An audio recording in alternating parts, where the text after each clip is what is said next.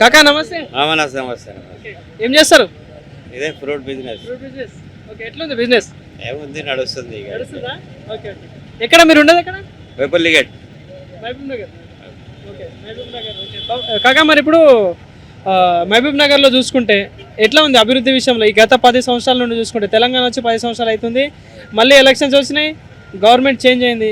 మరి గత 10 సంవత్సరాలలో బీఆర్ఎస్ గవర్నమెంట్లో అభివృద్ధి ఎట్లా అనిపిస్తుంది మీకు? ఉంది, మాకేమబ్బా, మేము చేసుకోవాలి, తినాలి, అంత పొలిటికల్ మాకేం లేదు. మీరుండే ఏరియాలలో కానీ ఏమైనా అభివృద్ధి అయినా? అయింది, మంచిగానే అయింది, చేసేది బాగానే చేసేది. కానీ కాక మరి మీ గతంలో మీ మైనార్టీస్కి లోన్లు ఇస్తా అన్నారు 1,00,000 రూపాయలు. మాకైతే ఇయ్యలే. ఎట్లాంటి బంధువులు ఏం రాలే, ఒక సూది కూడా ఇయ్యలే మాకు. మా కౌన్సిలర్ కూడా 10 సంవత్సరాల నుంచి టీఆర్ఎస్ఏ, కానీ మాకైతే ఇంతవరకు ఏం చేయలే. సో మరి ఇక్కడ ఎమ్మెల్యే ఎవరు తెలుసా? MLA NM Srinivas Reddy. ఇంతకుముందు శ్రీనివాస్ గౌడ్ సాబ్. ఓకే, మరి శ్రీనివాస్ గౌడ్ పాలన బాగుందా, ఎన్ఎం శ్రీనివాస్ రెడ్డి బాగుందా? ఇప్పుడు ఈయన అయితే 4-5 నెలలే. గౌడ్ సాబ్ 10 సంవత్సరాలు చేసిండు, మాకైతే మంచిగా చేసిండు ఇంతవరకు. మాకు నిలబెట్టింది ఆయననే. ఇప్పుడు షెడ్లు కట్టిస్తా అన్నారట కదా? కట్టిస్తా అన్నారు, కానీ ఇక కాంగ్రెస్ ప్రభుత్వం కూడా కట్టిస్తా అన్నది. మొన్న చెప్పిండు. కలిసినా మీరు? కలిసినాం, చేసిస్తా అన్నారు.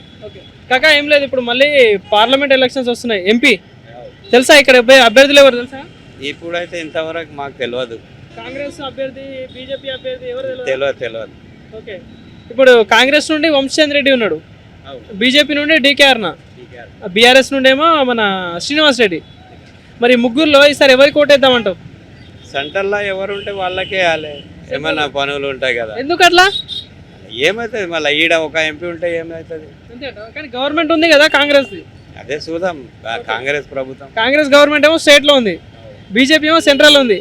మరి ఇద్దరు ఎవరు కోటేద్దామంటారు? ఇక కొత్త పాలన ఉంది, కాంగ్రెస్కి అవుతాం. కాంగ్రెస్కి అవుతామంటావా? ఓకే, మరి చేస్తారంటావా? వేస్తే మాకేం చేస్తే, మాకు ఇక్కడ నిలబడి బతకనిస్తే చాలు. మాకేముంది, ఇప్పుడు మాది అయిపోయి అంత 40 సంవత్సరాల నుంచి చేస్తున్నాం, మాకేం లేదు. నీళ్లు మా మీదనే, ఎండ మన మీద, గాలి మన మీదనే కట్టుకోవాలి, నిలబడాలి, మనం చేసుకోవాలి అంతే. మన పిల్లలకు ఇప్పుడు కాంగ్రెస్ గవర్నమెంట్ 6 గ్యారెంటీలు పెట్టింది, free bus, gas, current, Aarogyasri. మరి ఏమైనా అందుతున్నాయా? చెప్పిండ్రు, ఈ నెలలో కరెంట్ అవుతుంది అన్నారు, కూడా ఇచ్చిండ్రు. ఫ్రీ బస్ ఎక్కుతున్నారా మీ ఇంట్లో? మా ఇంట్లో ఎక్కడ పోరు, ఇంతవరకు బస్సు ఎక్కలే. ఎందుకు?